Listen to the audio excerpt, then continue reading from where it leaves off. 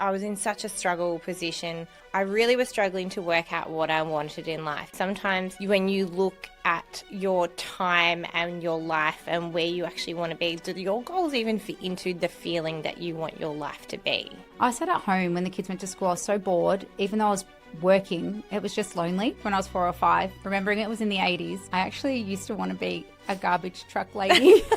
I realised that those things were important to me. And so what I did realise out of that task was that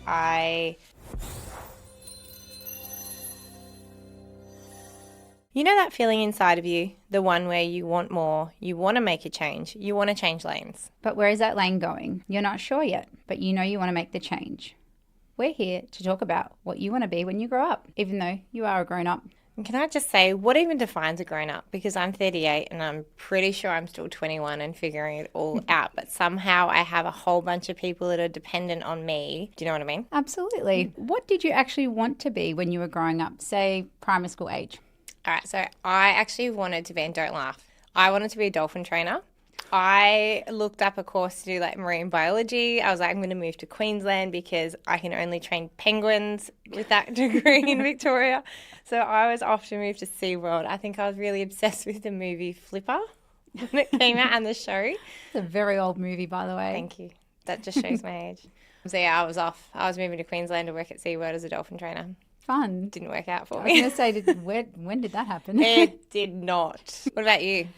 All right, so mine's a little more random. What, than a dolphin trainer? So this is going back to when I was 4 or 5. Remembering it was in the 80s.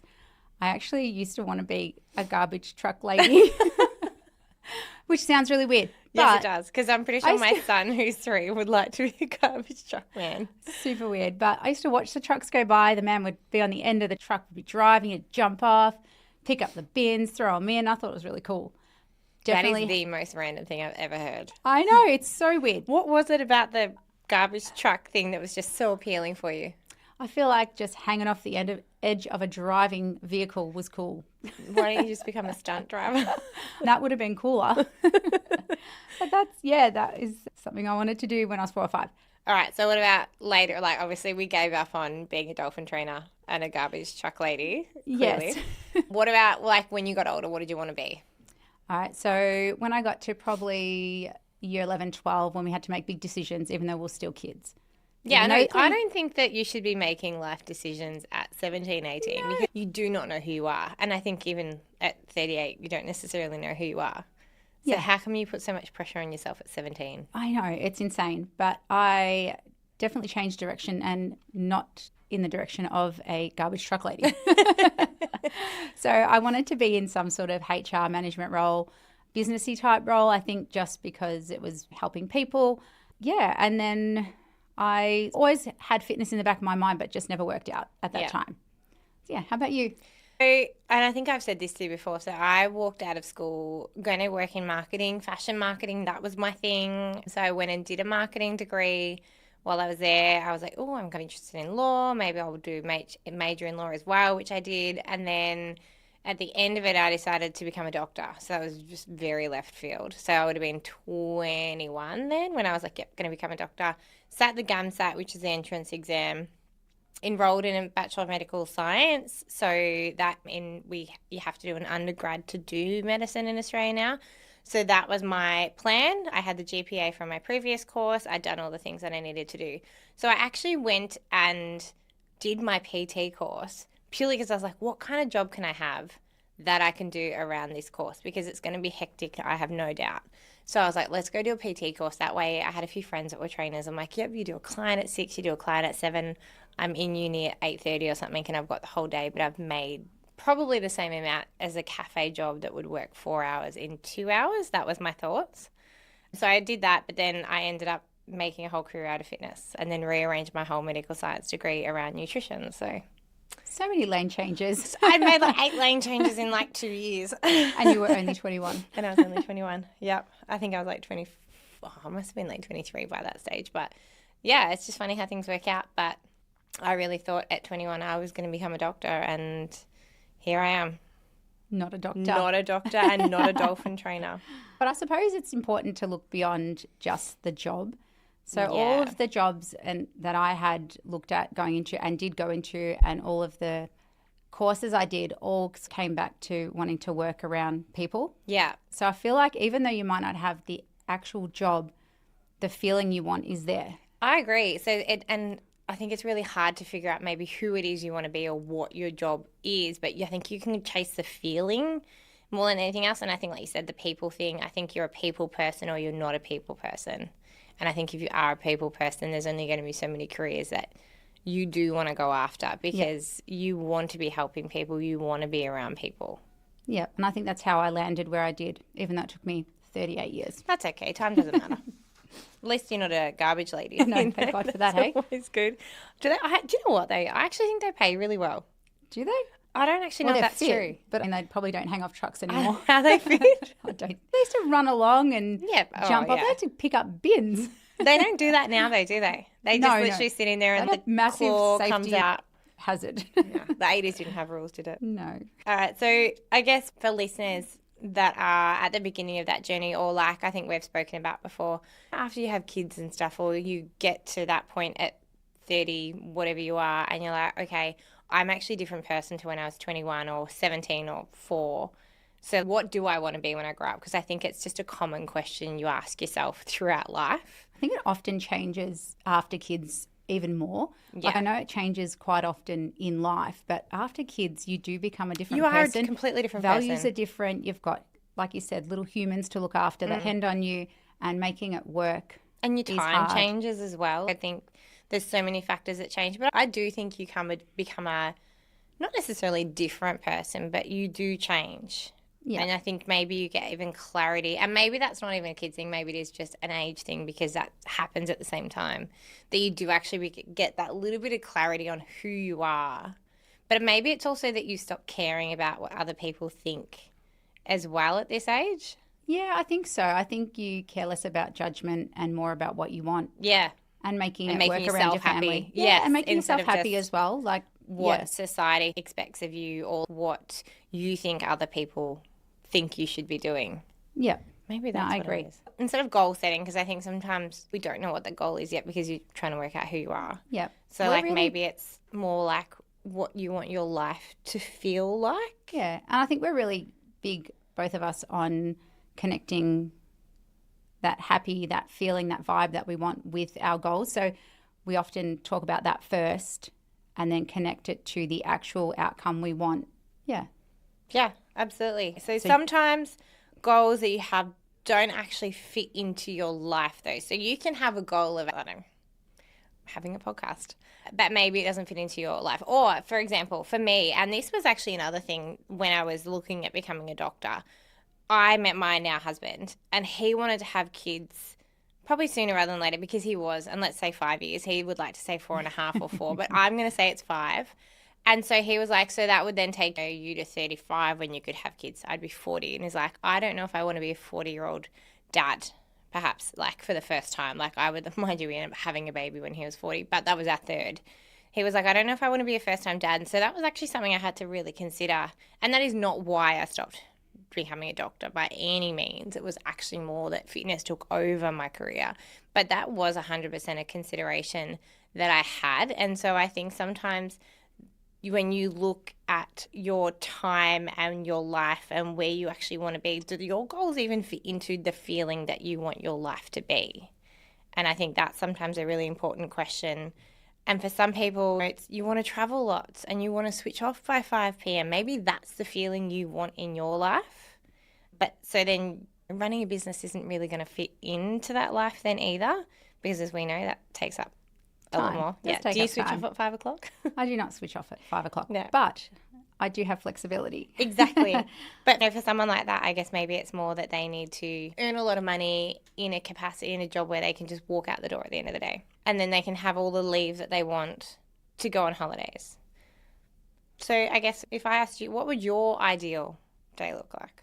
Okay, quick pause. Because if you've been feeling like you need a reset or a night away, this is for you. We've just released something really special, our Yarra Valley Retreat one-night escape designed to help you switch off, move your body and feel like yourself again. Think Pilates, bar, boxing, pickleball, which honestly I'm really excited for, wine tasting because we are in the Yarra Valley, plus a practical nutrition session with me. There's even the chance to have a nutrition one-on-one appointment with me. And I'll be running a journaling session to help you get clear on what you actually want and maybe resetting your direction. You'll wake up at the beautiful Balgownie Estate to the most delicious breakfast, after our morning Pilates workout that is. It's one night but designed to feel like you've been away for a week. Short but exactly what busy women need. Spots are limited, so head to thepilatesretreatclub.com.au to book your place. We would absolutely love to see you there. My ideal day. I actually have my ideal day most days. There are spanners in the works, of course, but my ideal day is not perfect by any means, and having my own business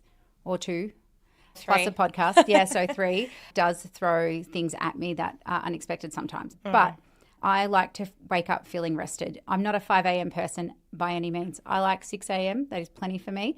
I feel like I've had enough sleep. I get up before the kids. I'm able to feel organised for my day. And it's almost like a little bit of calm before the kids get up, where it does get a little chaotic. Yeah, do that my to our kids, mornings. They do. And my kids are a little bit older. It's more about not getting them ready. It's more about getting them out of bed. Yeah, 16 and 17-year-olds don't like getting out of bed at all. Yeah, so that is hard work. Do you yell a lot in the mornings? Sometimes, not going to lie. But yeah, just the other thing about my ideal day is, outside of being organised, is being around people for my job. Yeah. So both of my businesses, so I've got the Pilates studio, then we've got our retreat business, is about being around people, like-minded people who like to move. Yeah, so that's important. But then also, as part of doing all of that work that helps others, having flexibility around being able to pick up my kids, drop them off.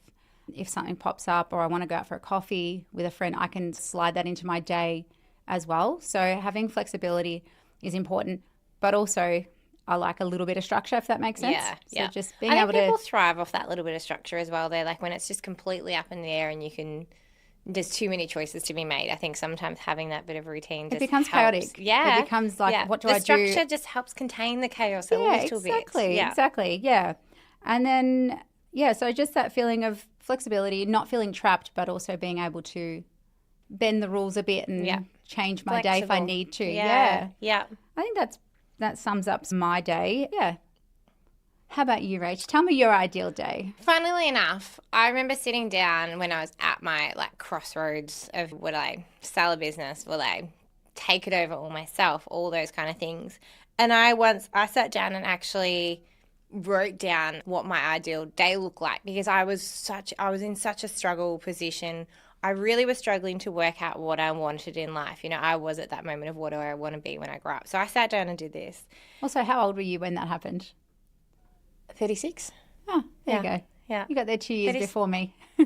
36, 37. No, I reckon I was 36 when I went through this. Yeah. And I really struggled with trying to work that out. And I do remember going through this and trying to actually work out. And I didn't even necessarily know what I was doing. I was actually looking for the feeling. But I was like, I'm so sick of writing out my goals and being like, yes, let's take over this. I'll take over these studios and I'll run them by myself, or I'll sell them and I'll go have this amazing career doing something else. I was like, I just need to sit for a minute and work out what it actually is that I'm looking for, or what do I want my day to feel like. So what I came up with was, I actually do like getting up at 5 a.m. Not saying that I do it every day, but I do love a 5 a.m. start, because it gives me the control. And granted, my kids are a little bit younger than yours. Gussie does love to just pop up his little head at 6:30 in the morning when I'm already up, and he just takes over my whole morning and yells at me to put the TV on, yells at me to get a yogurt, those things. But for me, getting up at 5 a.m. means that I get to do what I want to do to start the day, work out, all those kind of things. But taking that aside, I realised that I wanted to be at pick up and drop off. Not necessarily every day, because sometimes they're a pain in the butt when they get in the car. But I wanted to be able to do those things and not be putting them in after school care, before school care. And I think I was like, okay, so now that I'm realising that that's really important to me, it's not a full-time career that's in a city office. I can't be doing 9 to 5. I can't be doing regular travel every single week, those kind of things. That's actually something that really is in my ideal day. Yeah, and it takes away so much time if you're working away from the home, like in the city. Yeah. There's 2 hours gone every day You just can't be commuting. at sports. You can't be at all the things. And I think that was something for me that I realized was really important. I wanted the flexibility, like you said. I wanted the flexibility for pick up and drop off, being at school sports, being at assembly if I wanted to be, not necessarily again every week. But not every week. Not every week. Agree. These things kill me. But I wanted the option. It makes them happy though when you're there. Just being present for that tiny little bit of time. Yes. Can make their week. Absolutely. And I wanted those options to do all those things. And so that became a real big priority for me. I wanted the option of doing work that I was in charge of. So again, I didn't know what the work was. I just knew I wanted to be able to be in charge of my day. I didn't want to be dictated to with what I was doing every single minute. So you didn't want a boss? No, I didn't necessarily want a boss. And that's not even necessarily I didn't want a boss, but I did want the freedom to run the day I wanted to run. And I think I love my days at the moment as much as they are chaos. I can take the kids to the zoo, for example. I could go out and spend the day with him. I can go to lunch with my friends and go for a workout in the morning and go out for a coffee, all those things. And yes, I've still got work to do and I have to catch it up. But I'm in charge of those hours. I'm not dropping everything because I have to. And I think that became a real priority for me because that had been how it had been for a few years. And I just couldn't do that. You were I just busy. realized Yeah. I was busy. When there was 3 studios, you were busy.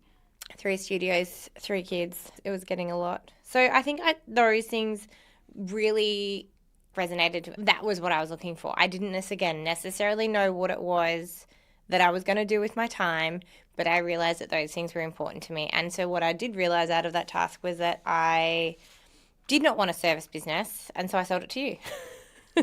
And I gave you my Yet I still feel like I've got flexibility, but you had times 3. Yes. So I've just got one of them, and I feel like it's a nice little oiled machine that you left me with. Yeah, so you're welcome. I am grateful for that.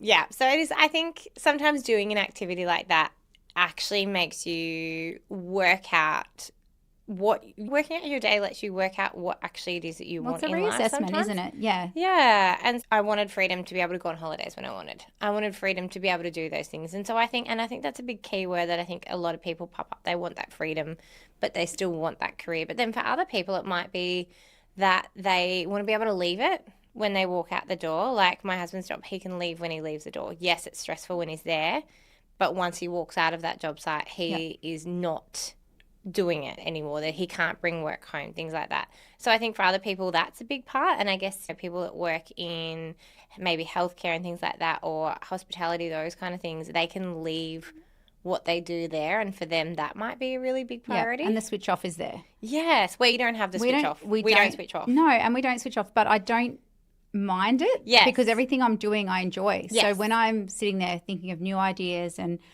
different podcast episodes and all the things that we discuss, I'm enjoying those thoughts floating by my brain every night. Like I'm just sitting there, I'm like, ooh, that's a good idea. Write that down in my notes before I forget. But again, it comes back to that feeling of being passionate about what you do. Yes, absolutely. Which I feel like we're really lucky that we've landed where we have and been able to do the things that a lot of people are scared to do. Yes, absolutely. So I think we've been able to push past the judgment, get the clarity, and do all the things that led us to. But I think we did look at the emotion first. I think both of us are able to work out what we actually want to feel and then and work back from that to actually work out what that is. And obviously having a business, especially a service business as yours, where you do have to be in some capacity on when the studio's open. I've got to be on the ground. Yes. And I've got to be available 24/7 in case technically because I've got staff. I manage staff.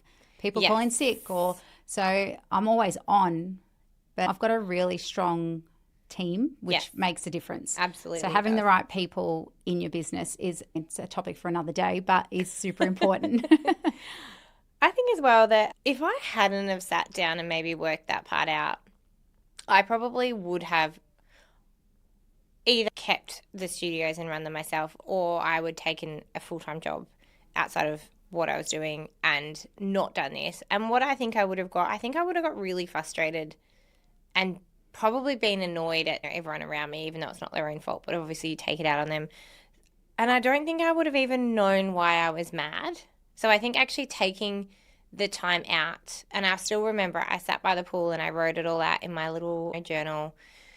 If I hadn't have done that, I think I would have gone and done something that I probably wouldn't have aligned with me, and I wouldn't be happy in my life, but I wouldn't know what it was that was causing me that unhappiness. Yeah.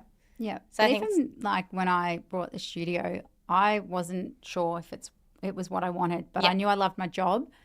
But if I hadn't have done it, I probably would have been kicking myself and would have gone to a 9 to 5 as well. Like I would have been back in a job, probably in accounting or finance. but you wouldn't have been loving. I would You have, wouldn't have had the freedom. yeah, wouldn't have had the freedom, wouldn't have been at pickup, drop off, school sports. Yeah. Yeah, and the pressure would have just been different. Yes.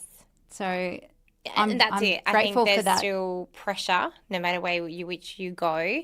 But when you love what you do, or you love that you've got that passion behind it, but it gives you the feelings that you want, I think you don't feel the pressure as much. No, it doesn't. It doesn't feel like pressure. Yeah. No. No, I totally agree on that. And I think that it is hard to make that first step, though. Yes. To take that first step is hard. It's not easy to change your whole career.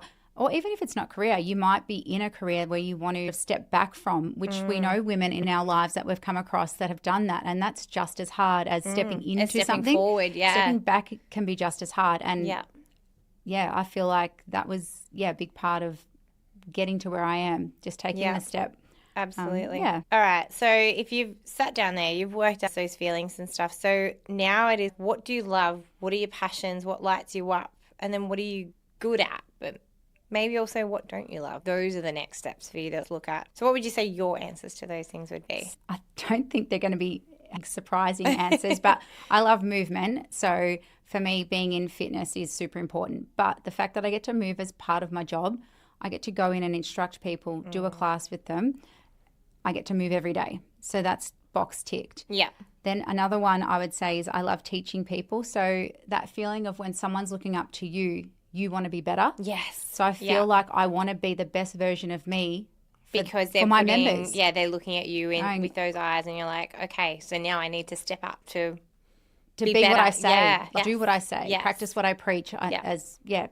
As common as that sounds, but that's really what I love that. And then I would say I love people, which everyone knows already, but I feel like I don't like working alone. So being around people makes sense for me. So in all the jobs I'm doing, it just makes sense. Yeah. So that's You and probably I something love sitting around a kitchen table together, like doing admin.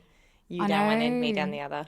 I know it's so weird how I just find comfort being around people. Yeah. Even like we've spoken about it so many times, where just working together feels nice, even Yes. though we're working on different projects. Different things. Yeah, we may not actually talk. I know, how weird. Yeah. We just sit at a desk or a table. Yeah. Yeah. Your kitchen And you make table, me my lunch. kitchen. I do make you lunch. So I love doing You that bring at your the house. coffee and I make the lunch. Yes. Yeah. And I think all of the passions have always been sort of part of me. And it was just finding the right job to fit It's with like those. bringing them Bring all together. Yeah, Yes. so like I guess all the passions connect, and it makes sense because now you've drawn everything together and you get to tick every box all together at once. Actually, one other thing I didn't mention is I love learning. And Yes. it doesn't even have to be necessarily a course or studying. I love that. But even learning from other people, wisdom, just hearing from other people. I see so many people in a day and I learn something new every day. Yeah, I agree. I love learning, and I think it's such an underrated thing.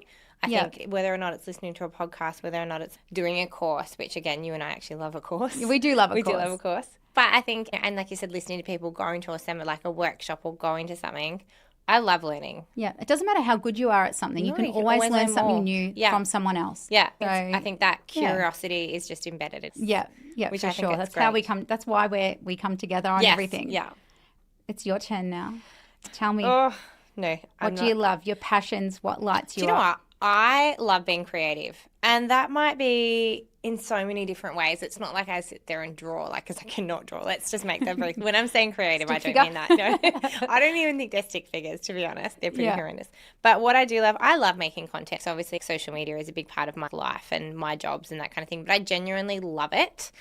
There's parts that are frustrating, sure, but I actually love creating things and coming up with concepts and coming up with ideas. You are good at that, and I'm grateful to have you in my life for our that reason. businesses. But even to the extent, like most people wouldn't think as nutrition as a creative job. And look, there's parts of it that are very scientific and You stuff, make which it I look actually love. pretty. It's creative. But even creating recipes, so I look at it as, you get to create something from scratch. I mean, you get to play with different flavors and things like that, but even just getting to play with, okay, so how do I make this more protein, less calorie, more fiber, It's got to less taste this? good. Exactly. It's like, and you know what? Maybe it's like there's being creative and then there's problem solving. And I think, and I've actually been told that this is something with doctors, is it's the problem solving side of the brain. So maybe that's where I really loved it. So I actually genuinely love solving a problem and being creative at the same time. And I think what I'm doing with my life these days, I actually do get to tick all of those boxes and look at Pilates, like instructing Pilates. That's creative. I love literally thinking up of those plans and being like, oh, that works with that. Oh, let's put like this bit of equipment with it. Like, it's still being It's creative. the fun side yeah. of it too. Like it's fun being creative. Yeah. So I think people, like in my mind, when you say creative, people think of like exactly that, art or things like that. But to me, it's that creative side of maybe creative versus like mixed in with science. I actually really love those two combined. And obviously fitness. Like I do obviously love that side of things. But I think as well, the same as you, I get really lit up by people. Whether or not it's helping them, whether or not it's just being around them, talking to them, learning from them. There's so much I just get lit up by people. We love chatting. We do love chatting, which is why we made a podcast. And this is why we're always running late to things, because we talk too much to people. We do love talking to people. I think another really good point though, and this is something I've read a lot, like the lane doesn't have to stay the same.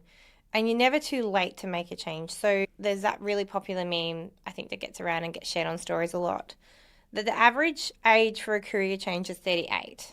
Tick. Tick. On average, businesses started by women are at age 42. Tick for me. Well, I'm above average. I was 31. You are above average. I'm above average. And I think you can explain this the best because, like you said, you tick these categories. So this is you. You are that. So definitely 38 was my age where I changed lanes. And it actually was a big change given that I was in a pretty good job. I got paid well. I was working from home, not with people. So that was... You were missing that I element. was missing that. Yeah, 100% I was. So I met you and maybe I'll do a Pilates course. And you encouraged me, which was really cool because I was like, oh, I'm too old for this, was my first thought. But I took a gamble and then I got a role with you as an instructor. Also took a gamble, took a pay cut from what I was doing, but I didn't care. Yeah. The money didn't bother me. And I know people are going to be like, well, you need money to you survive. You still got paid though. I got paid, it's not like you went to zero, but it was a pay cut to what you were doing. Yeah, I literally went to almost half Yeah. from what I was getting paid in a finance role. So it was a big pay cut, but I suppose I had the support of my husband who was like, yep, go and do it. If you enjoy it, that's all that matters. So it was more a passion thing. Yeah. And that's so many times where this can start as well. It doesn't have to be this big movement where you're like, I'm off to uni to go to a 4-year degree, or I'm going to have a full career change and jump straight from this full-time career to another full-time career. It can just start as like It was a a stepping little stone. It really little was. side gig on the side where you just kind of slowly shift off. Do you know, it's funny. Yeah. We both ended up in fitness that way. Mine was meant to be a side gig. And it became so was yours. your You life. were just literally. doing it to, again, step your toe in and all the rest. And next minute, you've quit your job. I know. I just You're wanted to working enjoy a job. Yeah. And it didn't even feel like work. Yeah. So I think that is the first step was just, like old me made sense and do what you know. Yeah. New me was like, I've had kids are all at school and now I'm ready to do something I love. To do something for me. I sat at home when the kids went to school. I was so bored. Even though I was working, it was just lonely. Yeah. So I suppose It didn't light you up. fast forward 4 years, I brought the studio, which was a big lane change. So what started as a small lane change, Like you said, it was a ended side up gig being to start with. a big Next lane minute. change. And then now we've stepped into our retreats, which all aligns with what we're doing anyway. Did I plan on it? No. On the flip side, I felt like I'd left it late. I was too old, or I wasn't sort of You forgot the right to read age that for the fitness memo. industry. Yeah. And then I did a bit of questioning myself and I was like, hang on, what if my experience is an advantage? I love people. I consider myself a little bit wise in relation to the experience I've had with people and all the jobs I've had. Yeah. So I started to flip the script and realize that my experience was actually beneficial to buying a business. Yeah. My age was perfect. I could mentor younger girls or boys or whoever coming into the fitness industry. So I think I had that sort of wisdom and that mentality of helping people into the industry that were passionate. If Yeah. you think about it, there's no chance you would have done this at 21. Oh, And you not a wouldn't have had the chance. experience. You wouldn't be able to do it the way that you've done it. Yeah. So in the end, I realized I hadn't left it too late. I just had to back myself 100% to get to what I didn't realize was my goal, to be in a job that I love. Yeah. So you're really Yeah. lucky. So I feel like it's never too late. No, You absolutely just got to not. take that step and connect it to that feeling and the passion, as we always keep going back to it. And we might sound like a broken record, but I think people need that constant reminder. Yeah. And I don't think it's, sometimes I think of people like, oh, I'm not necessarily passionate about my job. But like we said, it might be that your passions are outside of your job. So now you need to find that money to support your passions. So then, but then what happens is you start to appreciate your job because you have got something you can walk out the door to. You can leave it, you can make money, you can take leave, and then you can fuel your other passions, which lights you up for life. So maybe it's just a cash box job. Yeah, But for it now. just, yeah. And so you don't know what you don't know. It can evolve. Yeah. It's just taking that risk. Yeah, And it is a absolutely. risk to some degree. Yeah, absolutely. That might be it for today, but just wait for our next episode. And while you're at it, we have put together a little PDF based off what you want to be when you grow up. So be sure to check it out from our show notes. Well, thank you for joining us for another episode of Changing Lanes. We hope you found some inspiration, learned something new, and enjoyed hanging out with us. If you love this episode, be sure to let others know about it by rating, reviewing, and don't forget to subscribe. If you want more of us, then be sure to head over to Instagram and follow us at Changing Lanes Podcast. See you at the same place next week. Bye for now.